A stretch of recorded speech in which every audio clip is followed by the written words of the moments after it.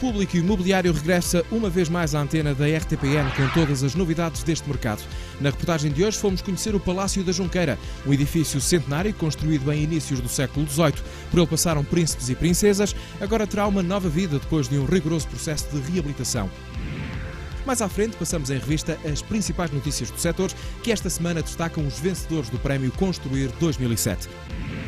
Mais à frente, conheça os números do Índice Confidencial Imobiliário, que desta vez registram indícios que prevêem o regresso da valorização ao mercado residencial. Antes de terminar, tempo ainda para a habitual dica imobiliária. Desta vez, Joaquim Branco, da Porto Vivo, Sociedade de Reabilitação Urbana da Baixa Portuense, fala-lhe dos inúmeros atrativos do regresso ao centro da cidade. Fique connosco nos próximos 15 minutos e descubra os grandes projetos do mercado imobiliário português.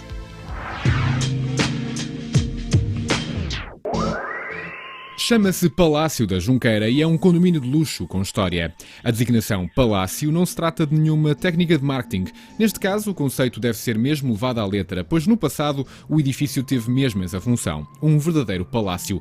Localizado na zona monumental de Belém e com o rio Tejo como pano de fundo, esta construção foi edificada no ano de 1700 pelo Duque de Saldanha. Por ele passaram príncipes e princesas, rainhas, entre outros membros da aristocracia da época.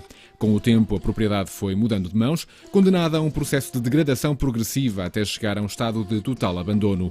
Uma situação detectada pela Junqueira, fundo de investimento imobiliário fechado do Barclays Bank, que encontrou neste edifício em ruínas uma oportunidade estratégica para um projeto de reabilitação urbana. Um edifício imponente que existia, que estava muitíssimo degradado, e acabou por achar que era uma boa oportunidade de fazer um projeto interessante, porque poderia conciliar aquilo que é o património arquitetónico, quer dizer, manter o património arquitetónico e recuperá-lo, e fazer um projeto de qualidade, quer dizer, mas era um imóvel que existia no mercado e que estava desocupado e pronto, como tantos edifícios que existem por esta cidade de Lisboa. A diferença é que de facto se viu aqui algum potencial de recuperação.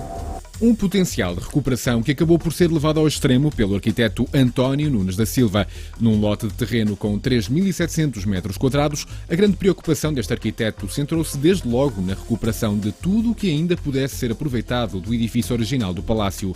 Já na área restante do terreno, a palavra de ordem foi reconverter. Foi manter precisamente o único edifício que existia no local, que era o edifício do Palácio do Pinto Basto, como era conhecido. E em todo o restante terreno existiam uma fábrica, eram pavilhões, a seguir a pavilhões de coberturas metálicas, era uma fábrica de parafusos que ocupava o terreno na sua totalidade e foi começar a dar forma, tendo em conta o desnível de 17 metros entre o ponto onde nos encontramos e a Rua 1º de Maio, sendo a Rua 1º de Maio o único acesso possível a este empreendimento, que é em Cunha e que termina neste miradouro, foi desenvolver o processo de baixo para cima, no sentido de haver uma funcionalidade e uma interligação dos diversos edifícios e foi começar a desenhar e a pôr o projeto em pé. Desde os primeiros esboços até à conclusão efetiva do projeto, foram inúmeros os desafios que o arquiteto teve de ultrapassar. Para além da necessidade de se manter fiel à tradição, este edifício teve de ser igualmente atualizado para as exigências de conforto e de modernidade de uma construção atual. No edifício do Palácio, dada a sua grande dimensão em termos de implantação e de planta, o grande problema foi, com 900 metros quadrados por piso, aproveitar basicamente e apenas 3 fachadas com iluminação. Portanto, todo o interior não era possível termos habitação nem compartimentos habitáveis. Esse foi o primeiro grande desafio. O segundo desafio foi dotar esse espaço dos compartimentos com as áreas e com as interligações necessárias, pôr elevadores que não existiam, fazer interligações com estacionamentos necessários e aproveitar toda a fenestração que já existia à partida. Tivemos que a respeitar, as paredes não podiam ser onde queríamos. O grande pé direito deixou-se propositadamente na maior parte dos espaços, como salas, alguns quartos. Aproveitaram-se, noutros casos, com aproveitamento de mezanines, para que os quartos pudessem ter um espaço complementar e suplementar para zonas de estar, de estudar e nas salas, em algumas das salas também. Poucos meses depois da conclusão da obra, esta missão pode-se considerar finalmente cumprida. A fachada do palácio foi respeitada e o seu glamour original recuperado. Já os novos edifícios construídos não destoam neste contexto. Têm um traçado conservador que se adequa com as linhas originais do palácio. No fundo, o cenário não difere muito do que seria este local em pleno século XVIII. Por essa razão, hoje quem entra no condomínio acaba por ter a sensação de uma viagem ao passado. Uma vivência que, segundo os responsáveis deste projeto, irá marcar o dia-a-dia dos residentes. Eu acho que o facto, principalmente no Palácio, de entrar no edifício com 3 séculos, não pode deixar ninguém indiferente. As pessoas sentem que há um grande peso, que há história. E, por outro lado, tem todas as comodidades que uma habitação do século XXI exige. Mesmo entrando e esquecendo as fachadas por onde acabaram de atravessar, está sempre presente um bocado da história, seja através do núcleo da escada, seja através das janelas em ogiva ou com óculos neoclássicos, que o edifício tem algumas misturas de estilos ao longo dos anos.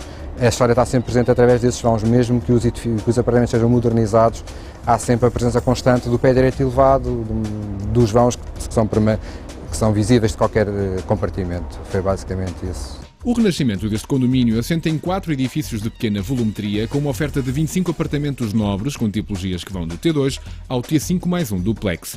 As áreas rondam os 190 metros quadrados para o T2, podendo chegar a um máximo de 480 metros quadrados para as tipologias maiores. O condomínio terá segurança 24 horas por dia e terá ainda algumas valências extra. Este condomínio tem uma zona privada que pode ser utilizada pelos proprietários, nomeadamente tem uma casa que acaba por funcionar como um espaço multifunções, que pode ser utilizado para festas das pessoas, pode ser utilizado, enfim, se for caso disso, se quiserem, pode funcionar como casa de porteiro. Tem também vários espaços comuns, como é, por exemplo, este jardim onde nós estamos, que não é o único, existem vários, que, enfim, onde as pessoas podem de facto desfrutar, onde as pessoas podem estar e desfrutar. A comercialização e consultoria está a cargo da Consultan. Cerca de 50% da oferta do condomínio já está colocada, restando 3 apartamentos disponíveis. Os preços variam entre os 650 mil euros para as frações mais pequenas e os 2 milhões de euros para as tipologias maiores. Para além dos resultados da comercialização, este projeto tem sido distinguido com vários galardões. Recebeu 2 Oscars do imobiliário e recentemente foi-lhe atribuído o prémio Construir na categoria de melhor empreendimento residencial. Foi, no fundo, um reconhecimento, porque ganhou o Oscar dos leitores da revista imobiliária, assim como ganhou o Oscar do júri da revista imobiliária para a categoria empreendimentos habitacionais, concorrendo com mais 17 projetos de altíssima qualidade. Eu penso que esse projeto, pelo fato de representar, no fundo, a recuperação de um palácio, numa zona tradicional da cidade de Lisboa, e com depois a integração dentro desse projeto de mais 3 pequenos blocos de apartamentos que estão mesmo dentro do mesmo terreno, veio justamente na tendência que é a recuperação do patrimônio imobiliário da cidade, que é vastíssimo e que proporciona empreendimentos com essa beleza. Estando praticamente pronto, o processo de aquisição de um apartamento simplifica-se. Resume-se ao pagamento de um sinal no contrato de promessa de compra e venda, completado pouco mais tarde com a escritura e o pagamento do valor restante. Depois de um investimento total de 21 milhões de euros, a Junqueira, fundo de investimento imobiliário fechado, espera faturar globalmente cerca de 24 milhões de euros. A Visabeira Turismo está a ampliar a oferta do Resort Girassol Indie Village através de uma reestruturação profunda das suas infraestruturas, prevendo-se que entre em pleno funcionamento em meados deste ano.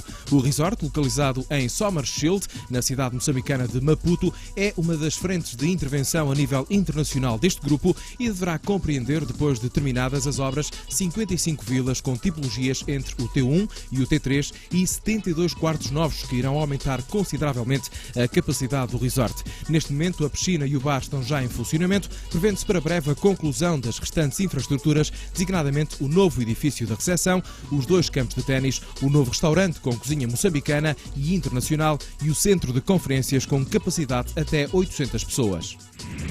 Os vencedores da primeira edição dos prémios Construir foram conhecidos durante a passada semana. O principal galardão, referente ao projeto do ano, foi entregue ao Fluviário de Mora, uma obra concebida pela Promontório. A adega maior, desenhada por Álvaro Cisa Vieira, arrecadou o prémio na categoria de melhor projeto privado de arquitetura. O prémio Reabilitação foi entregue à Refer pelo trabalho executado na Estação do Rossio, ao passo que o edifício Mar Mediterrâneo venceu na categoria de melhor edifício empresarial. O escolhido para melhor empreendimento residencial foi o Palácio da Junqueira, com a Aldeia dos Capuchos a arrecadar igual distinção, mas na categoria de melhor empreendimento de turismo. A Sonai Sierra foi considerada a promotora imobiliária do ano, enquanto a Opway foi designada construtora do ano. O prémio Personalidade coube ao arquiteto Manuel Salgado e o prémio Excelência ao empresário José Manuel Cunha Gomes.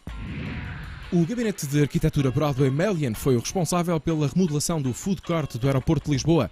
O projeto permitiu a criação de novos espaços comerciais em caixas de madeira independentes. Os restaurantes já existentes do lado nascente foram remodelados, enquanto a poente se aumentou a construção até ao pier, possibilitando o aparecimento de novas zonas comerciais e a criação de uma grande abertura por onde entrará a luz do dia. Ao nível da arquitetura, a intervenção procurou atribuir um sentido do lugar às instalações remodeladas, utilizando não só alguns materiais característicos de Portugal, como também reinterpretações contemporâneas desses mesmos materiais. Em maio de 2008, o mercado residencial continental continuou a trajetória de valorização que se tem registado ao longo dos últimos meses. Nesse mês, o índice confidencial imobiliário teve uma variação de 0,4% face ao mês anterior, sendo já o quarto mês consecutivo em que o índice registra um crescimento mensal positivo. O resultado é uma subida na taxa de valorização média anual, que aumentou para os 2,1%. A manter-se este registro, admite-se que ainda este ano o mercado venha a atingir novamente taxas de valorização anuais acima dos 3%. No entanto, mais do que essa taxa, o que revela é a evidente recuperação do índice, mas ainda quando a mesma coincide com um período de incerteza e instabilidade macroeconómica. Comparando os valores metro quadrado de mercado, segundo o estado de uso, verifica-se haver um aumento do prémio praticado nos fogos novos face aos usados. No ano, esse diferencial passou de 13% para 17%. Esses dados traduzem uma realidade cada vez mais clara, que é o facto de a construção nova, para além de ser hoje mais escassa, mercê de sucessiva redução do lançamento de novas obras, se orientar fundamentalmente para a gama alta do mercado, beneficiando de melhor arquitetura, enquadramento e índices de conforto, distinguindo-se da demais oferta. No mercado de novos, a taxa de valorização média anual atinge 2,3%, superando a dinâmica do segmento de usados, cuja taxa de valorização se situou em maio nos 1,8%. Estes são dados com fonte confidencial imobiliário lardoncelar.com. Estamos num local classificado Património da Humanidade e, portanto, o Porto, como todos sabemos, tem um centro histórico fabuloso em termos de edificado e este é um dos pontos que maior atração provoca para que haja um regresso ao centro da cidade. Temos um conjunto de qualidades que o Porto tem únicas. Tem uma frente ribeirinha fabulosa, tem espaços públicos, nomeadamente Palácio de Cristal, que todos podem usufruir, temos espaços culturais de qualidade, temos equipamentos de saúde, equipamentos escolares, tudo num raio, digamos, temporal de 5 minutos. E, portanto, todo este conjunto de atrativos transformam a Baixa e o Centro Histórico do Porto num local único para viver. Fala-se muitas vezes que é caro viver no Centro Histórico ou na Baixa da cidade do Porto. Isso não corresponde à verdade, já que outras zonas novas da cidade são mais caras e, quando comparadas com a periferia, podemos dizer que também é mais barato. É mais barato porque podemos usufruir do nosso tempo que não gastamos durante as viagens e podemos poupar aquilo que gastamos nas nossas viaturas. E, portanto, somando todo este conjunto de vertentes, obviamente que viver para a Baixa do Porto é uma grande aposta, é uma atitude inteligente e o grande futuro passa pelo centro da cidade. E agora fica a conhecer as sugestões desta semana para o mercado usados. E começamos com uma proposta da 121 Sonhos e Negócios. Em Arruda dos Vinhos, conheça uma moradia V5, localizada numa zona sossegada. Dispõe de 2 salas, uma delas com lareira. 2 dos quartos têm uma suíte, uma delas equipada com hidromassagem. Já a 121 Gicasa sugere-nos uma moradia de 11 assoalhadas, com 500 metros quadrados de área útil. Nesta moradia destacam-se pormenores como a música ambiente, um ginásio, banho turco, piscina e um parque infantil no jardim. É uma oportunidade de negócio ao seu alcance por 925 mil euros. A Chave de Ouro regressa à Bolsa dos Atos com uma moradia T4 na praia da Agudela. Venha conhecer aqui o seu pedaço de paraíso na terra. Na Avenida de França, numa zona central da cidade do Porto, está à venda um T2 de luxo. É uma oportunidade a não perder. Com 4 frentes e inserida numa quintinha de 10 mil metros quadrados, conheça uma moradia situada na encosta do Douro, em Gondomar. Desfrute do prazer de viver a 400 metros do Rio Douro. Por fim, uma moradia na Aguda T5 com 350 metros quadrados de área coberta e 250 metros quadrados de área descoberta. Visite-a ainda hoje e descubra as vistas de mar. A primeira sugestão da Formal é uma moradia T6 localizada na Foz do Douro. Com vistas parciais de mar, esta oportunidade está avaliada em 1.150.000 euros. Ainda no norte do país, em Matosinhos, está este apartamento T3 localizado na primeira linha de mar, com uma área de 150 metros quadrados e avaliado em 575.000 euros. Conheça ainda o CityFac, um novo conceito urbanístico na Quinta das Cedas, com tipologias T0, T0 Duplex e T2. Estes apartamentos estão à venda a partir de 87.250 euros. Por fim, a Formal despede-se com uma sugestão tropical. É no Cumbuco, Caucaia e Ceará, no Brasil, que estão à venda estes magníficos apartamentos T2 inseridos num condomínio fechado. Situado a 20 minutos do Aeroporto Internacional Pinto Martins, este empreendimento está localizado numa das mais bonitas praias do Ceará. É um sonho que poderá realizar por apenas 65.327 euros. Fechamos este capítulo com o regresso da Comprar Casa, que começa por Ferrel, Casais de Baleal, onde poderá comprar um apartamento de 2 assoalhadas por 150.000 euros. No Vale de Santarém está à venda uma moradia construída com o máximo de rigor de construção e materiais de primeira qualidade. Está ao seu alcance por 190.000 euros. Uma moradia de 5 assoalhadas em 2 pisos está à venda em São Domingos de Rana, na Dorna. Inserida numa zona calma de moradias, esta oportunidade está disponível no mercado a um preço de 330.000 euros. Fechamos a Bolsa dos Atos com uma casa rústica em granito, em plena Serra da Cabreira. Com a possibilidade de negociar o recheio, o preço sugerido é de 110.000 euros. E é com o habitual leque de sugestões exclusivas da Bolsa de Usados que termina este Público Imobiliário. Esta semana fizemos uma viagem no tempo entre o século XVIII e o século XXI para conhecer o Palácio da Junqueira. Mais um caso de sucesso na reabilitação urbana. Fizemos uma panorâmica sobre as principais notícias da semana e com a colaboração da Confidencial Imobiliária tivemos ainda tempo para medir o pulso deste mercado. Se quiser, reveja este programa na internet em www.publico.clix.pt ou consulte o suplemento imobiliário em versão impressa todas as quartas com o Jornal Público.